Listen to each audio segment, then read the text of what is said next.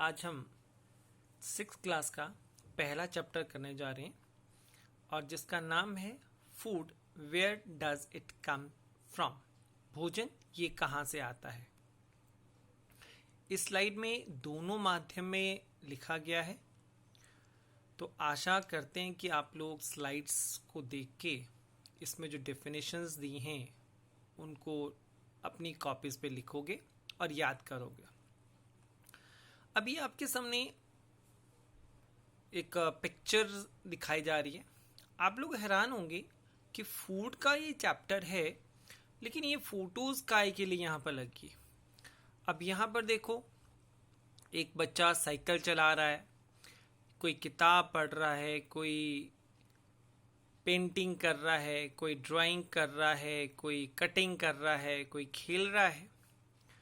इसका मतलब हम जो भी कार्य कर रहे हैं, चाहे वो कार्य हमारा चलने का है, पढ़ने का है, लिखने का है, खेलने का है, साइकिल चलाने का है, उन सभी को करने के लिए हमें ऊर्जा की आवश्यकता होती है, हमें एनर्जी चाहिए होती है। अब बात आती है कि अगर हमें एनर्जी चाहिए तो एनर्जी हमें मिलती कहाँ से है, हमें ऊर्जा कहाँ से मिलती है। ठीक, अब हमें जो ऊर्जा मिलती है, ये ऊर्जा मिलती है हमें भोजन से।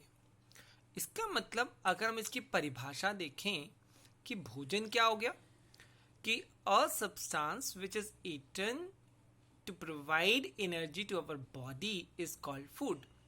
ऐसा पदार्थ जो कि ऊर्जा प्राप्ति के लिए खाया जाता है उसे भोजन कहते हैं।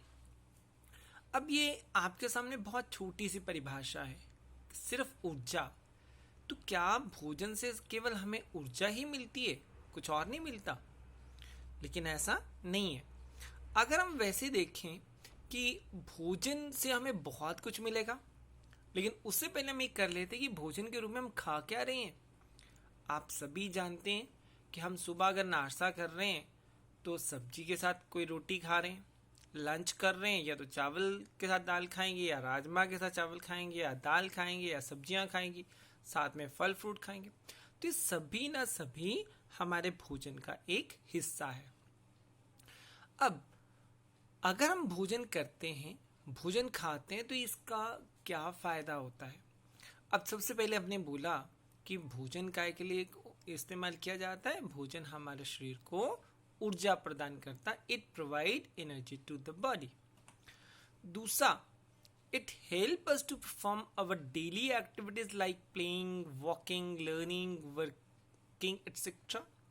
ये हमें प्रतिदिन की जो भी गतिविधियां हैं इनको कार्य करने में हमारी सहायता करता है। अब कैसे सहायता करेगा?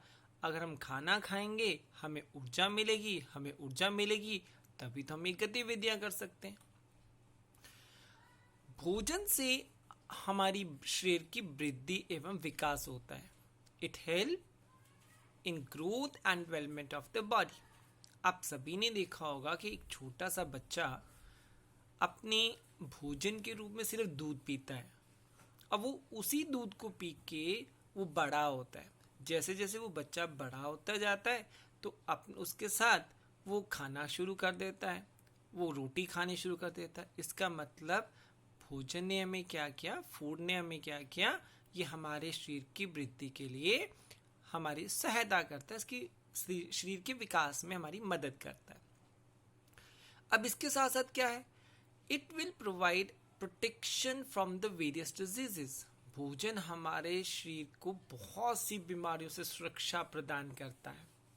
अब ये सुरक्षा कैसे प्रदान होगी? अब अगले चैप्टर्स में हम लोग करेंगे भोजन में कुछ ऐसा पदार्थ भी होता है जिससे हमारे पास हमारे शरीर को बीमारियों से लड़ने की ताकत मिलती है। अगर हम उदाहरण के लिए बात करें कि जैसे विटामिन्स, खनिज लवण, ये कुछ ऐसे भोजन के अंदर उपस्थित पदार्थ होते हैं जो कि हमें बीमारियों से लड़ने के लिए ताकत देते हैं, हमारी बीमारियों से रक्षा करते हैं। अब यहाँ पर है कि खाद्य पदार्थ होते क्या हैं।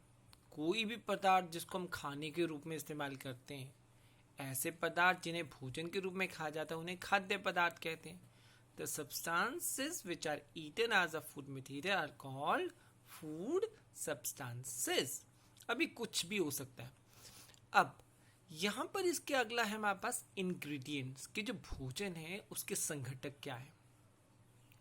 अब इसको करने से पहले अगर हम एक छोटा एग्जांपल ले लें, मान लो घर में आपने आटा गूंदना है, चपाती बनानी है, तो उस चपाती बनाने के लिए जो आटा गूंदेंगे तो हमें कौन कौन से संघटक चाहिए, क्या क्या इंग्रेडिएंट्स चाहिए। सिंपल सा, हमें एक पानी चाहिए और दूसरा हमें आटा चाहिए। इसी तरह अगर हम चावल की बात करते हैं, अगर हमने चावल बनाने हैं तो हमें दो चीजें चाहिए, पानी और चावल। लेकिन अगर हमें दाल बनानी है तो दाल के लिए हमें पानी भी चाहिए, हमें नमक भी चाहिए, हमें मसाले भी चाहिए, दाल भी चाहिए, और इसके अलावा जो भी हम धनिया, हरा धनिया, जो भी मसाले डालने चाहेंगे वो सभी के सभी हमारी दाल के क्या बन जाएंगे, संघटक बन जाएंगे। इसको हम इंग्लिश में बोलते हैं इंग्रेडिएंट्स ऑफ द फूड। अब ये आपके सामने कुछ पिक्चर्स आ रही हैं। अब एक पिक्चर आई, दो आई, अब ये हमारे पास पिक्चर्स आ रही हैं। अब ये पिक्चर्स जो हैं वो सभी कंबाइंड है। यहाँ पे शायद आपको दिख रहा होगा कि हमारे अंडे हैं, एग्स हैं, ये हमारे फल हैं, ये चावल है, ये मांस मछली है, और ये जो हमारे पास सूजी से बनी हुई इडली है या कुछ भी नारियल से बनी चटनी, इस प्रकार से। अब इस प्रकार की इमेजेस के अंदर इस जो आपके सामने यह पिक्चर दिख रही है, ये मैंने भोजन के घटकों को अलग अलग नहीं किया, मतलब भोजन के स्रोतों को अलग अलग नहीं किया। अब अगर हम भोजन के स्रोत की बात करते हैं कि भोजन हमें कहाँ कहाँ से मिलता है, तो हम सभी को पता है कि भोजन सिर्फ दो चीजों से मिल सकता है, या तो पौधों से या किससे मिलेगा, हमें एनिमल से, प्लांट से या एनिमल से। एक पादप स्रोत और दूसरा हो गया जांतव स्रोत। अब यहां पर आपके सामने इमेजेस आ रही हैं। अब आप ये सामने इमेजेस देखिए, तो क्या आपको लग रहा है ये सोर्स कहां से हो सकता है? ये सभी के सभी इमेजेस, ये सभी की सभी, चाहे वो दालें हैं, चाहे वो फल हैं, चाहे वो सब्जियां हैं, इन सभी का स्रोत क्या है? इन सभी का स्रोत होगा हमारे प्लांट्स। अब ये आपके सामने दूसरी पिक्चर देख ली, ये दूध है, ये अंडे हैं, ये शहद है, ये मांस मछली है, ये घी है, मक्खन है, क्रीम है। तो इन सभी का स्रोत क्या हो गया? इन सभी का स्रोत हो जाएगा हमारे पास एनिमल्स, जंतु। तो अब इन दोनों पिक्चर्स को देख के हमें क्या पता लगा कि हमें जो खाने का पदार्थ है वो दो मुख्य स्रोतों से मिलता है, एक प्लांट्स मतलब पौधे, और दूसरा एनिमल्स जिसको हम क्या बोलते हैं, जंतु बोलते हैं, जांतव स्रोत है। उम्मीद करते हैं कि आपको समझ आया होगा, और इसी के आधार पे आज ये आपके लिए एक छोटा सा होमवर्क रहेगा कि आप ये डेफिनेशंस जो आपने भी सुनी हैं, देखी हैं, और बाकी जो पूरा लेक्चर है उसके आधार पे आप ये लोग अपनी रफ कॉपीज के ऊपर क्वेश्चंस करेंगे। धन्यवाद।